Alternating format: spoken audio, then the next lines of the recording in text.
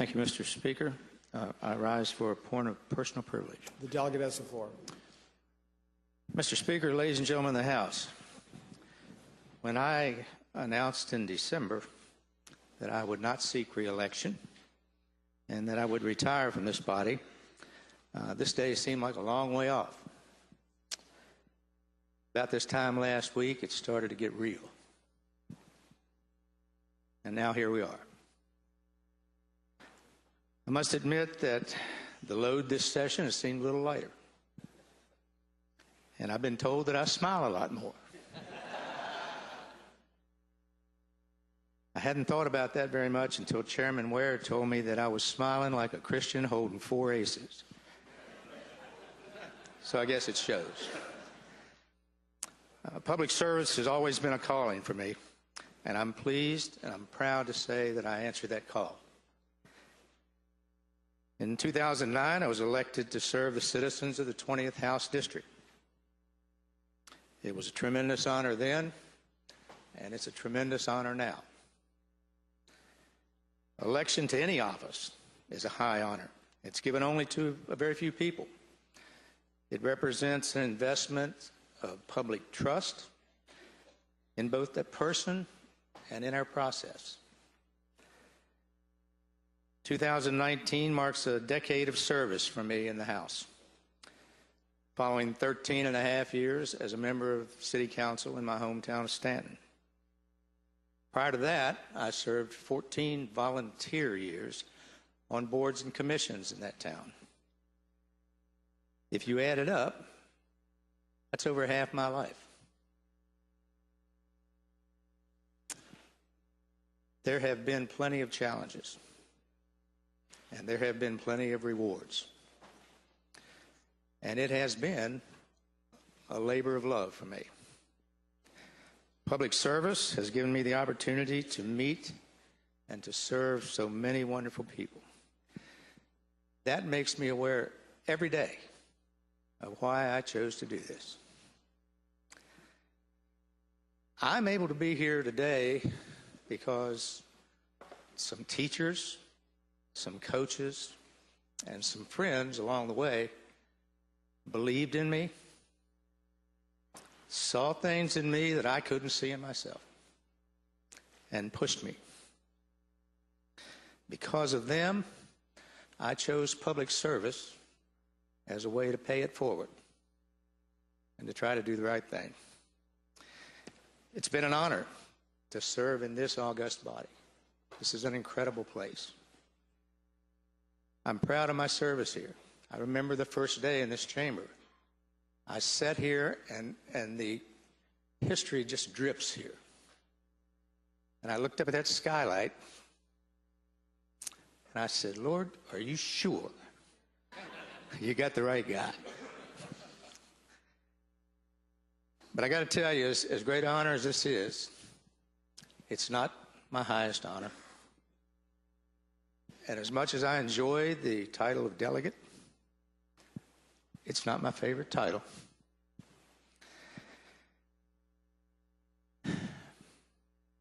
The greatest honor I've ever had and the greatest title I've ever known is that of husband, father, and now grandfather. Every day I try to be a humble servant of my Lord and Savior. It's made a huge difference in my life. I've never apologized for my faith. I've never apologized for my love of this commonwealth or this country, and I never will. And those are the things that I'm proudest of. Mr. Speaker, you can't be in this public arena without the support of your family. My family has been incredibly supportive. And because of that, they sometimes have to suffer the same slings and arrows that we do. They've never wavered. They never questioned what I did or why I did it because they knew. They've been my sounding board, my confidants, my defenders. They're my team. And I'm going to spend the rest of my life repaying them for the sacrifices and time that they've made for me. Our battle cry has always been family first and always. Ann and I have been married nearly 38 years. She was 12.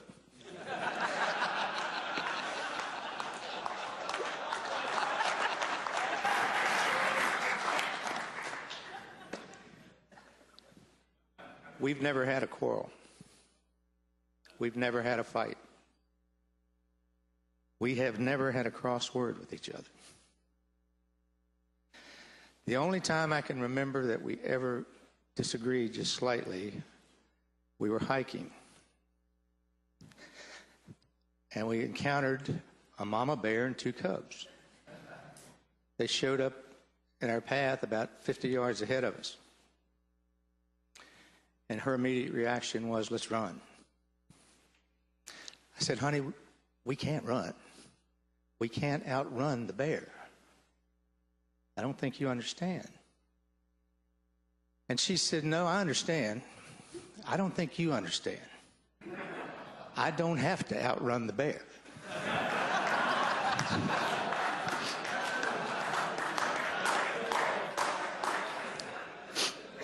We have taken every step of this incredible journey together.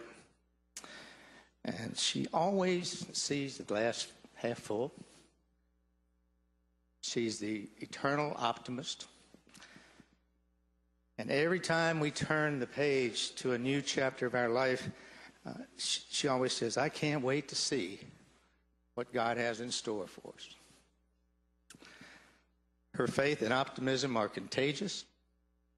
And in our family, we've all caught it.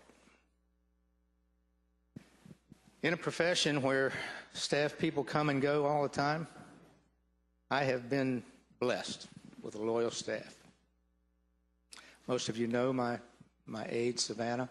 I hired Savannah the night I was elected. She was 22 years old. We came to the first session together, and I'm just going to tell you, we didn't have a clue.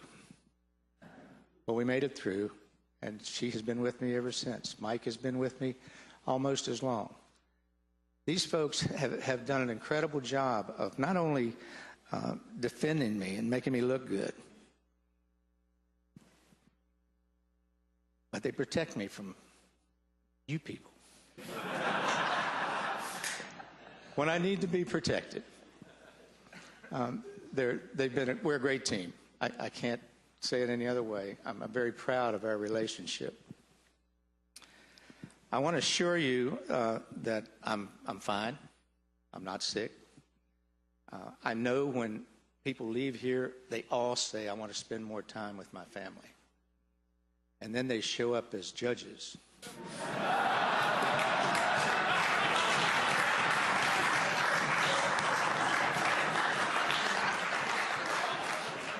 Or they show up as lobbyists. Believe me when I say, I want to spend more time with my family. I'm very healthy, and I'm so blessed by that. But I know the clock is ticking, and I know that no day is promised. And I'm 72 years old. Greg Habib still doesn't believe that. But it's true. And I want to spend whatever time I have left with my family, doing the things that matter the most for me. I'm going to miss you folks. I tell you, I have tried to follow God's commandment and love everybody. I can do that. Liking everybody's a little tough. I like you all. I like some of you better than I like others. But I treasure the relationship I've had with the members of this House of Delegates. I think we've gotten along pretty well. I'm not sad that it's over. I'm just grateful that I ever had the opportunity to serve. I've had no second thoughts about my decision. I don't feel any remorse. But I will tell you this, when I made the decision to leave is every bit as hard as the decision to run in the first place, maybe even harder.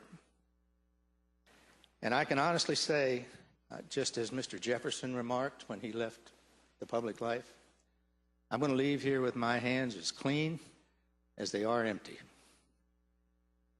When you consider all the options and the other ways to leave here, then it's a real blessing to be able to leave on your own terms. So why now? Why did I pick this time? I've been asked that 1,000,000 times. The best explanation I can give you comes from the very wise King Solomon in Ecclesiastes.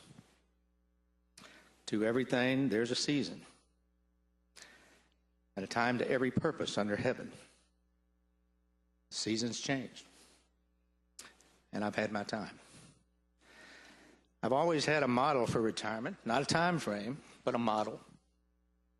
And Mr. Speaker, because I know you and I share a common interest as New York Yankee fans, and you may be the only other person in here that understands what I'm about to say, my model for retirement was always Joe DiMaggio. There's an old quotation from a gentleman named James Freeman Clark that says, a politician cares about the next election, a statesman cares about the next generation. It's not original to me, but I do think it describes my service, and I believe my legislative record supports that claim. It would be an honor to someday be remembered as a statesman.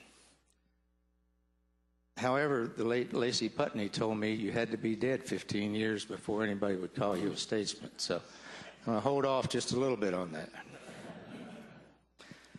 Ann and I treasure the friendships that have sprung out of my time in public office, and we hold them dear. The opportunity to have more time to spend with my family, and to repay them for their love and their loyalty and sacrifice, as well as time to hold that new granddaughter, has a very strong pull on me. And I'm very excited to turn the page. Maya Angelou once said, people will forget what you said, and people will forget what you did, but people will never forget how you made them feel. I hope at some time, in some small way, I have made you all feel good about our relationship. I know that time here can change people. It's been my hope and my desire that I would leave here as the same person I was when I came in. I trust you all with this job. I trust the process. I trust government. You don't hear that much anymore.